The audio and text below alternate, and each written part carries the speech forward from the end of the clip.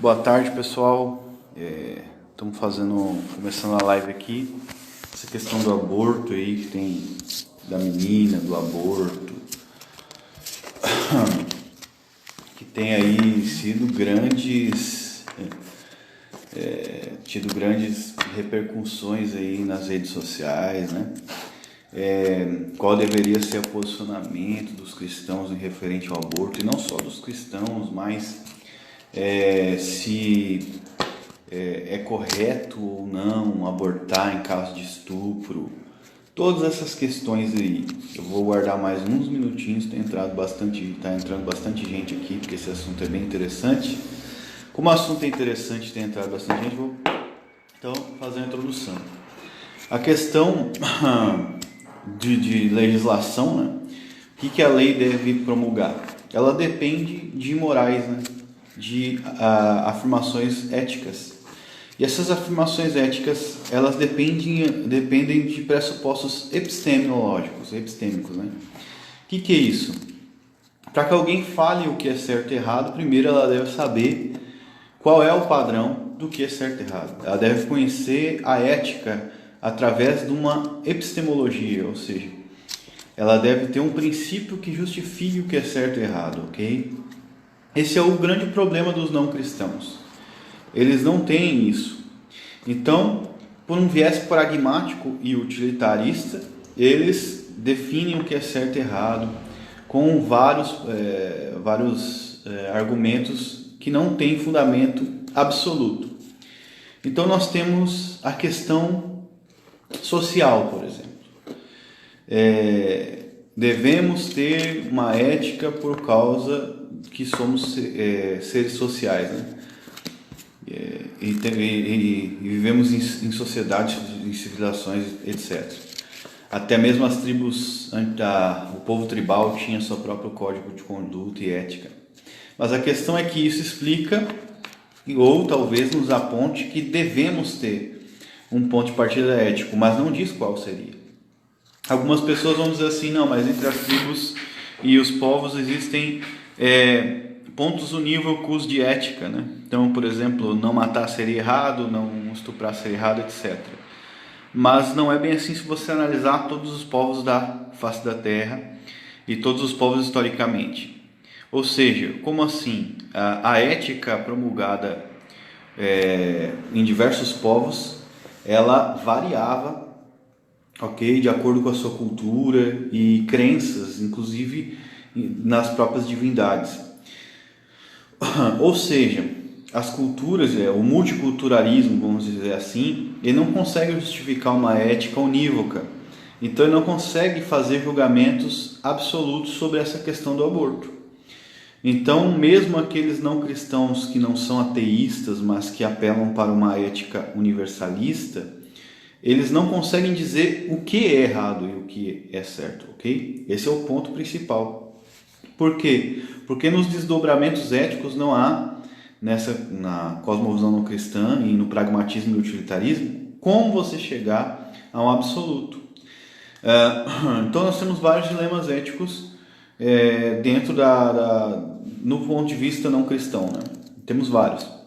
E a solução não cristã geralmente e sempre é o utilitarismo, quase sempre. Porque é uma nação, as nações, digamos assim, elas são laicistas, mas não no sentido em que o sentido antigo da palavra. Hoje elas são anticristãs e moralidades absolutas, né, etc. Eles acreditam que absolutos morais são prescindidos por uma tirania. Agora a questão que lendo a República de Platão você vai ver que na verdade é a democracia que é o governo dos tiranos, né? Para você ver, o pior tirano é aquele que nasce da democracia. Por quê? Por causa que a opinião geral vai fazer com que essas pessoas se submetam de maneira, digamos assim, subjetiva à tirania desse democrata, digamos assim, esse político. Então, na verdade, ele vai ter um domínio, além de legislativo, né? Um domínio psicológico, sociológico sobre as pessoas. Então, Para Platão na República, e para quem conhece filosofia vai ver que isso é um problema muito sério. Então a solução dele, geralmente, se você pega a República, é um governo aristocrático, né, de pensadores e filósofos, que dá também em uma espécie de socialismo, se você for analisar. Porque o Estado teria muito poder e seria gigante. As leis e a República, os dois livros que você pode consultar sobre isso. Agora, vamos lá diretamente. Agora eu fiz essa introdução na questão do aborto. O que cristãos argumentam?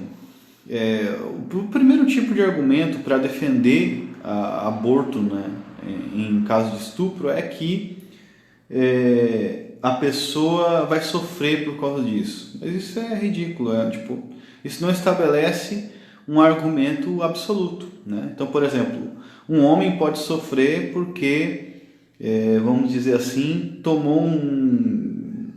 foi lá e vamos dizer assim, ele está sofrendo as consequências do que ele fez. Ok, beleza. Então, no ponto de vista pragmático, como ele sofre as consequências do que ele fez, então ele é responsável, né?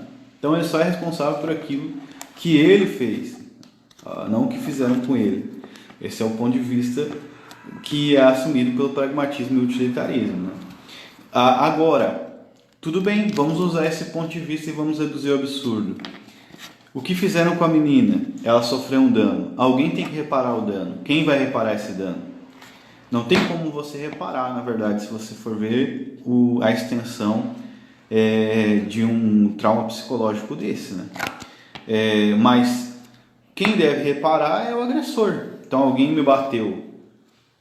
Quem deve ser punido? Quem me agrediu? Ok? Alguém pegou e me... Mesmo pelo viés pragmático, você não tem como dar um salto lógico e punir a criança pelo que fizeram. Isso não tem como. Mas a criança é a cara do estuprador, ela nasceu do ato do estupro, mas ela não é o estuprador.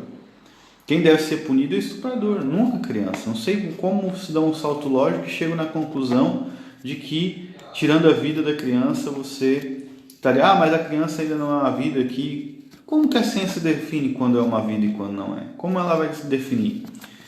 A ciência não pode definir quando é uma vida ou não. Ela tem que primeiro padronizar e determinar, né, o que seria vida, né? Porque se você pega a NASA e os relatos dela, ela fala que viu uma célula, sei lá onde, uma poeira cósmica no espaço, e ela disse que aquilo é vida. Ou se uma célula é vida, então um óvulo fecundado, então nem se fala, né? Mas isso apenas para redução do absurdo, você vê que a questão é totalmente arbitrária nesse sentido de ética, né? Agora, o que um cristão realmente deveria defender? Que não se deve abortar nem em caso de estupro. Esse é o ponto. A Bíblia ordena não matar e diz que Deus é o dono da vida e o autor da vida, não nós. O cristão nunca deveria, de nenhuma forma, em nenhum sentido, defender o aborto. Esse é o ponto. Agora, quando você tem tudo isso envolvido, né, qual é a resposta? A resposta geralmente é para tentar satisfazer a manada que seriam os não cristãos. Mas nós não temos que satisfazer. Eles devem dar as suas objeções e motivos absolutos que eles não têm, éticos, de por que se deve ou não abortar, etc. E eles não têm a ética deles, dos não cristãos, é roubada da nossa ética. A ética deles o cristianismo que trouxe a moralidade objetiva e absoluta para a sociedade ocidental. Então eles não têm como eles fazer uma afirmação ética absoluta. Então, por isso que o cristianismo vai ser sempre a favor da vida. Por quê? Simplesmente porque a moral cristã não é relativa e não muda com o tempo. Uma moralidade que muda com o tempo ou com o passar dos anos, ela não é uma moralidade que se, digamos assim, aperfeiçoa por necessidade. Não quer dizer isso. Ela é uma moralidade falsa, porque se ela muda uma posição que ela dizia que é certa e agora ela diz que é errada, então o que está dizendo? O que ela está dizendo entre aspas? Nós nunca tivemos uma moralidade absoluta objetiva. uma verdade tem que ser eterna. Se uma verdade não é eterna, então não é mais verdade. Como uma verdade pode ser verdade hoje e não ser verdade amanhã? Isso é uma contradição lógica. A mesma coisa para a ética. Então, no cristianismo, a posição do cristão é simples. Não se deve abortar. Pronto, esse é o ponto. Não se deve usar pragmatismo, nem argumento utilitarista para justificar nada que seja, digamos assim, anticristão e antibíblico. Não se deve. Esse é o ponto de um cristão. O cristão deveria ver assim, essa é a cosmovisão dele. E se ele negocia isso, ele já está sendo a meretriz dos não cristãos, entende? Ele está sendo a meretriz deles e vai pagar por isso. Provavelmente no inferno. Ok? Quando realmente, esse é um ponto bem interessante, né? Não assassinarás. E o que é não assassinar no conceito cristão? É tirar a vida sem o consentimento de Deus. Então é esse o ponto, né? Bom, olha, é isso aí. Então o que a Bíblia diz lá quando ela diz não matarás? Pronto, ela está dizendo que você não pode tirar a vida sem o consentimento de Deus. Por quê? Isso aí se chama ética do comando divino. O que funciona? Esse argumento é uma paulada acima do problema do mal também. Eu não sei por que os cristãos têm problema com isso. O que é a ética do comando divino? Como a ética, ou seja, aquilo que é certo e errado, depende da epistemologia, ou seja, alguém que diga para nós, ou seja, uma informação que diga o que é certo e errado, você precisa de uma moral absoluta ou de uma fonte epistemológica proposicional que diga para você o que é certo e errado. Senão você nunca vai saber. Sem lei você não sabe o que é certo e errado. Esse é o ponto. Então, Deus ordena não assassinar, não tirar a vida sem o consentimento dele. Aí os não cristãos, mas Deus pegou e mandou matar os cananeus e crianças cananeias. A resposta é, e daí? Porque eu só posso saber o que é certo e errado pela fonte epistemológica, e essa fonte epistemológica é Deus. Deus disse que não poderia matar, eu não poderia matar, sem o consentimento dele. É isso que significa não matarás, não assassinarás, não matarás. Não significa não matar em nenhum sentido. E isso se aplica também à pena de morte. Por que os cristãos são contra a pena de morte? Por causa de uma exegese fraca, bíblica e uma falta de conhecimento filosófico terrível. Então você não tem pena de morte, você tem poucos cristãos que apoiam a pena de morte, porque acreditam que a pena de morte é algo anticristão. Não é. Jesus não livrou o ladrão da cruz lá. O ladrão da cruz foi salvo, mas ele continuou sofrendo a pena dele. Não existe esse negócio de cristão ser contra a pena de morte. Isso é absurdo, cara. Entendeu? Por que você vai ser contra a pena de morte? Porque a lei ela deve ser aplicada. Se você pegar 1 Timóteo capítulo 1, versículo 8 em diante, 1 Timóteo no primeiro capítulo, 2 Timóteo no primeiro capítulo, você vai ver que Paulo diz que a lei é boa se alguém usa dela de maneira correta, ou seja, contra os blasfemos, contra os homicidas, contra os estupradores, etc. Ou seja, a lei é boa quando se usa para isso. O que ele quer dizer? A implicação lógica da lei é que a pessoa que fez isso tem que morrer. Isso aí é uma questão lógica. Mesmo nas sociedades pagãs, um homicídio e um estuprador é punido. Em muitas sociedades pagãs civilizadas, né? Então, não se resolve isso tirando a vida da criança. Se resolve punindo o estuprador. E a punição tem que ser a morte. Castração química, não adianta. O cara, quando ele é perturbado, ele pode ser impotente, ele vai fazer maldade com as pessoas de outra forma. Entende? Esse tipo de gente tem que morrer. Não tem outro jeito. É esse o ponto de vista da cosmovisão cristã. Entende? Então não existe esse negócio de porque... Então você vai... E aí quando vocês entram num debate que o cara começa a dar argumentos pragmáticos, por que isso, por que aquilo, porque a pessoa vai ficar sofrendo, porque ela vai ver o filho, porque não sei o que... Daí, cara. Entendeu? É como se eu, por ser sofredor, agora pudesse quebrar a lei divina. Então agora a gente vira sofista. Né? O homem é a medida de todas as coisas. Eu me torno a própria lei para mim. Eu me torno a lei. Então eu estou definindo o que é certo e errado. Então qual a diferença de mim para o estuprador? Ele também definiu o que é certo lá estuprar. Entende? Então não se faz isso. Isso é absurdo. Absurdo. Pragmatismo e utilitarismo não justificam porcaria nenhuma. Então você tem que ir para esse viés. ignorar totalmente a ética humanista. A ética humanista não dedutiva biblicamente. Então, por exemplo, a pessoa é contra a pena de morte, mas não consegue deduzir isso biblicamente, logicamente. Não consegue, não é uma dedução lógica, é uma dedução humanista. A Bíblia ordena matar quem mata. A Bíblia ordena fazer isso. Quem tira a vida sem consentimento divino. Ah, mas isso aí é no Antigo Testamento. Não, Romanos 13 está lá. No Romanos 13, 1 Timóteo 1, 2 Timóteo capítulo 1. Então está ali. A lei é boa para ser usada devidamente. Então, a única solução, querendo ou não, mesmo que seja horrível para os cristãos modernistas ouvirem isso, mas a única solução ética para a política, para a sociedade é a teonomia. É a única. Ah, mas é radical demais. Mas é a única que funciona. Entendeu? Matou, morreu. Estuprou, morreu. Entendeu?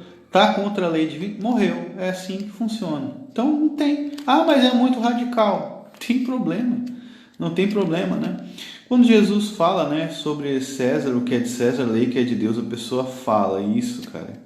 Que Jesus deu permissão para que a pessoa faça um aborto. A pessoa está dando um salto lógico terrível, sendo que ali a questão é imposto. E outra, se você pega o texto bíblico, eu adoro ler a Bíblia, eu leio toda a Bíblia, por isso que não cai nessas besteiras.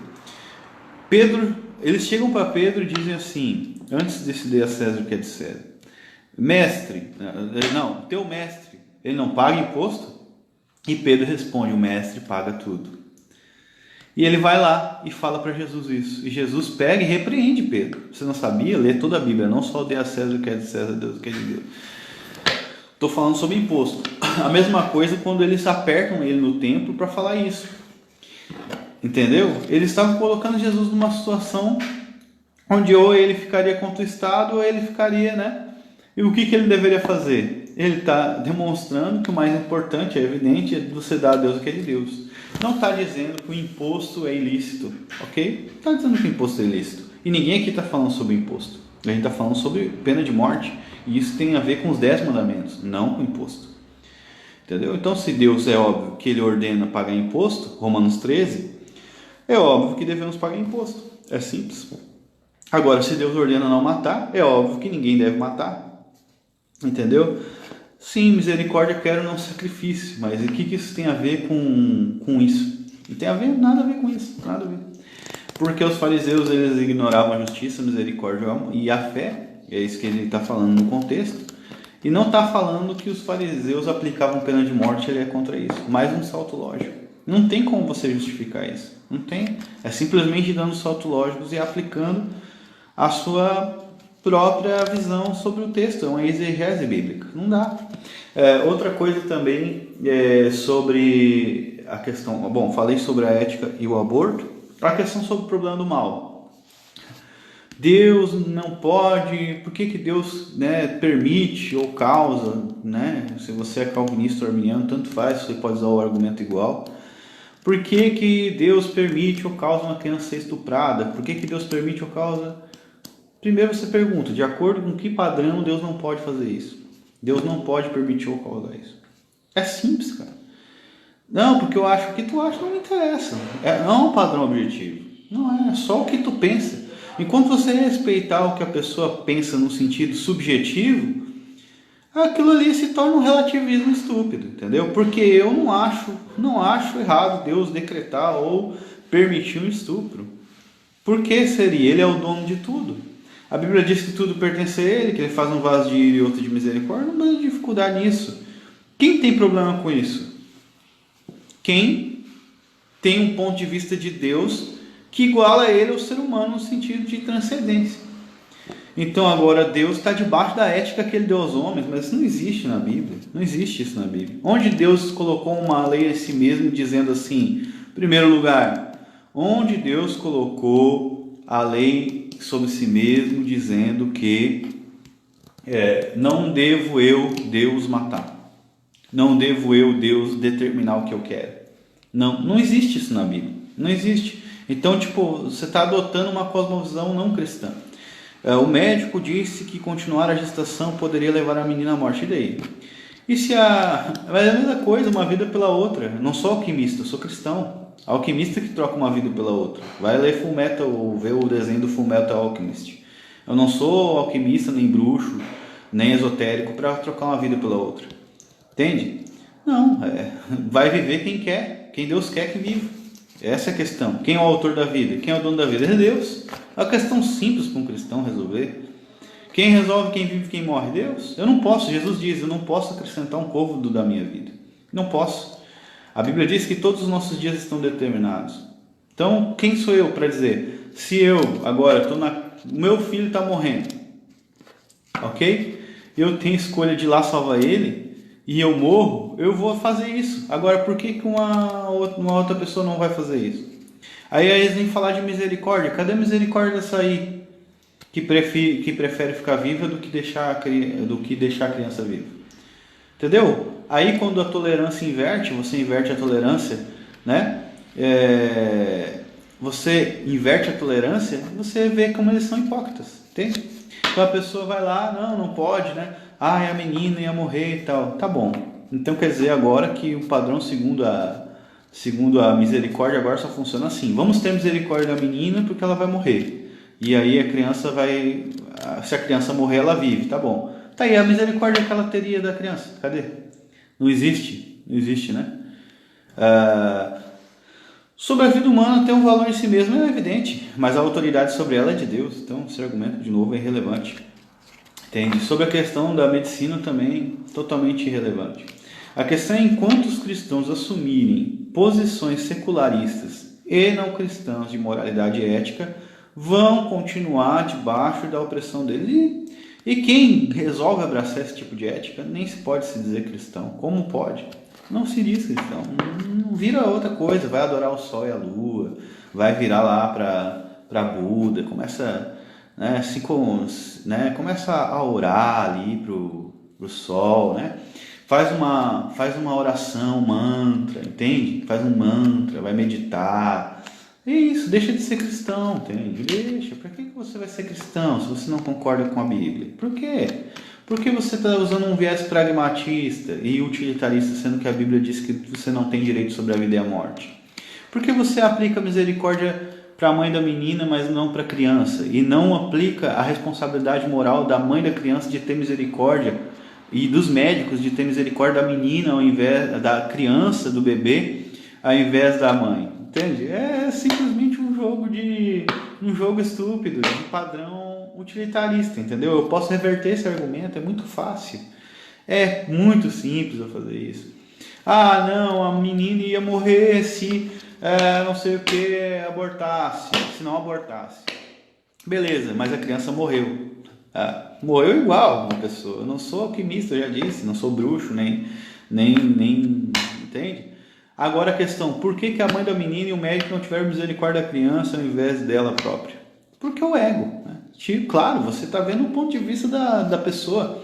É o ego, a soberba, a pessoa acha que a vida dela é mais importante que a vida da criança, ela acha que ela tem o direito sobre a vida. Já não é mais Deus o autor da vida, não interessa se ela tem 10 anos, se ela tem 100, não importa. Quem é o autor da vida? Quem é que manda na parada? Deus ou é tu? Ou é a criança?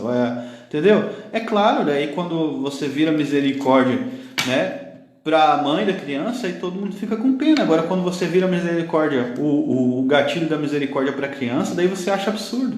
Só que isso é totalmente arbitrário. Essa é a ética utilitarista. Arbitrária e ridícula, entende? Não, a questão não é que ciência e religião andam juntas. A questão é que existe só um princípio epistemológico para a sua cosmovisão. Ou você crê no que a Bíblia diz, em primeiro lugar, acima de todas as coisas, entende? Quando ela faz afirmações solenes, isso é o princípio da autoridade bíblica, quem estuda teologia sabe. Ou você crê, entende? No que a ciência fala hoje e amanhã muda de ideia. Porque isso é comprovado cientificamente que a ciência muda de ideia. Ou seja, a única coisa que a ciência pode comprovar é as suas constantes mudanças de ideia. Por exemplo, na física newtoniana, por exemplo, a gente abraçava o newtonismo, né? E a lei gravitacional como uma coisa absoluta. Agora você tem um monte de paradigma contrariando isso, ou seja, já não se abraça mais a teoria gravitacional. né, que era chamado de lei gravitacional, uma coisa que você como físico, fizesse alguma objeção, você ia ser taxado de louco, ok? Então, já fiz, querido, eu disse que ele tem que morrer, o estuprador tem que morrer, é isso que eu disse. Eu disse isso desde o começo da live, entendeu? Por quê? Porque a minha ética não é que nem de vocês, pragmática e utilitarista. Minha ética é, quem mata tem que morrer. Então, a mãe da menina, o estuprador, tudo morre todos eles morrem, por ter matado a criança, a mãe e o estuprador por ter estuprado. Resolvido o problema, deu. A gente tem menos 2 coisas no mundo para se importar. Menos 2 problemas para se importar. Para que eu vou pegar e vou defender a morte de uma criança? Entendeu? É absurdo. A morte de um bebê ainda. Por que eu vou virar misericórdia para a mãe da criança e não para a criança? Que viés utilitarista é esse, cara? É absurdo. Tudo é absurdo, entende? Tudo. Então, isso eu estou falando do ponto de vista totalmente filosófico, para você entender. Entendeu? Não se trata de evolução quando ela se contradiz. Eu devo ter vaca, com certeza. Eu li mais de 300 livros, eu sou uma pessoa totalmente ignorante. Cara, a questão, cara, é que a ciência não se trata de avanço e evolução quando ela se contradiz. Quando uma pessoa diz assim, deixa eu dar um exemplo aqui, a lei gravitacional é uma verdade absoluta. Amanhã ela diz, não, a lei gravitacional não é uma verdade absoluta, isso não é uma evolução, isso quer dizer que ela se contradiz, se enganou, errou. Ou seja, isso demonstra que ela não pode afirmar nada com certeza. Isso aí é um problema, porque se você lê esse Dave Hume, ok? O problema da indução, você vai ver que a ciência e todo o método empírico ele cai no problema da indução. Além de cair na falácia de afirmar o consequente. Ou seja, isso é um problema científico, filosófico, isso é filosofia da ciência. Os cientistas mais renomados e que conhecem isso, entende? Eles vão dizer para você, eles vão falar a mesma coisa. Por que você acha que eles abraçam um relativismo no secularismo, meu filho? Porque a única base epistemológica onde o ser humano hoje se arrima é em cima da ciência do empirismo. Só que, sabendo a falha da ciência do empirismo, já exposta por Descartes e por outros racionalistas, e pela própria filosofia da ciência e pelos próprios empiristas como Dave Hume, sabendo essa falha empírica do empirismo e da ciência, do método científico, eles não têm outra coisa para fazer senão abraçar, ok? Abraçar um relativismo, porque você não tem como fazer afirmações absolutas. É simples, não pode, por causa de um viés empírico. Outra coisa, o empirismo não pode de nenhuma maneira justificar a ética. Isso é filosofia básica. Se você pega a experiência sensorial, vamos supor, você está vendo ali, vamos lá, vamos criar nossa ética aqui, baseado na experiência sensorial, ok? Então eu estou aqui observando a natureza e a sociedade para ver, e para a partir disso criar minha ética. Então eu vejo um gato comendo um rato, depois um gato brigando com o outro, depois eu vejo um cachorro lá matando o outro. O que eu posso tirar disso, dessa experiência empírica de ética? Nada! Eu posso tirar, então, que tudo é um caos. Por que a maioria das pessoas viram niilistas, cara? Por quê? Porque o empirismo é uma porcaria. Só que eles são burros, porque não conhecem o racionalismo. Alguns conhecem o racionalismo, mas simplesmente negam para continuar na contradição. Entende? Não que o racionalismo ele esteja certo, é menos errado de todas as cosmovisões não cristãs, mas enfim. O que eu quero dizer aqui, o racionalismo também não consegue justificar a ética, só para mim terminar. A questão aqui é que um cristão jamais deveria, de maneira alguma, tentar justificar o aborto por esse tipo de argumento que vocês estão colocando aí. Não estou dizendo que todos vocês estão. Ele jamais deveria justificar a não pena de morte por esses argumentos que vocês estão colocando ali, porque são utilitários e pragmáticos em cima de um primeiro princípio empírico que é indutivo. Entende? Não há absoluto para você. Não há absoluto. Não há. Você não pode fazer. Você não pode fazer afirmações. Você não pode fazer afirmações éticas a partir do empirismo. Entendeu? Então, ok. Tudo bem, esse é um valor moral absoluto. Agora, quem é o dono da vida? Deus. Então, por que uma pessoa vai abortar? Esse é o primeiro ponto. E segundo, Deus é o dono da vida. E ele diz lá em Romanos 13 que não é sem motivo que a autoridade traz a espada, mas para ser ministro vingador daquele que faz o mal. Cara, vocês não percebem que vocês estão caindo num ponto totalmente não cristão de moralidade? Vocês estão abraçando uma ética não cristã de moralidade. Eu não, sabe, você seria sincero se dissesse assim, eu não sou cristão. Se você falasse assim, eu, fulano de tal, não sou cristão, eu quero adorar o sol, a lua, Buda, sei lá. Por quê? Porque o cristianismo não tem isso, não existe isso no cristianismo, não existe esse relativismo, esse demagogismo, entendeu? Pragmatismo e utilitarismo no cristianismo não existe. Isso é dogmático e rígido, mas é isso que a ética cristã não tem o que fazer. As pessoas mais velhas, elas já estão calejadas disso. Aí vem essa sociedade aí modernista, os cristãos abraçam todo tipo de lixo sem questionar, entende? Então, quando eu questiono uma coisa que é algo tabu já para a sociedade moderna, aí é ruim. Agora, quando eu falo a minha posição, daí é tabu. Isso é óbvio que demonstra que as pressuposições são todas preconceituosas, né? O que eu estou querendo dizer aqui é que se você é cristão, seja cristão de verdade, entende? Não seja um cristão meia boca nem falso. E se você não é cristão, não seja, diga que não é. Entende? Não tente cristianizar a filosofia não cristã e não tente pegar o que não é cristão, o ponto de vista, o ponto de partida não cristão, e cristianizar ele como se ele fosse absoluto, né? Cara, você não ouviu o vídeo onde eu citei o Novo Testamento, Romanos 13, 1 Timóteo 1 e outros textos da Bíblia? Você não ouviu? Acho que você é surdo. Onde eu citei os 10 mandamentos aqui, porque uma pessoa afirmou aqui no comentário, acho que foi você, a questão do não matarás e não assinarás, cara. Você não viu? Tá vendo de novo? Você está sendo de novo colocando as suas próprias intuições em cima de algo que você não consegue ouvir. Dá uma coceira no ouvido ouvir isso, né? Deve dar uma coceira no ouvido, terrível. Ouvir que Deus é o dono da vida e que você não pode matar uma criança porque a pessoa foi estuprada. Deve ser horrível isso. É horrível Deus ser Deus, né, cara? Deve ser horrível, né, mano?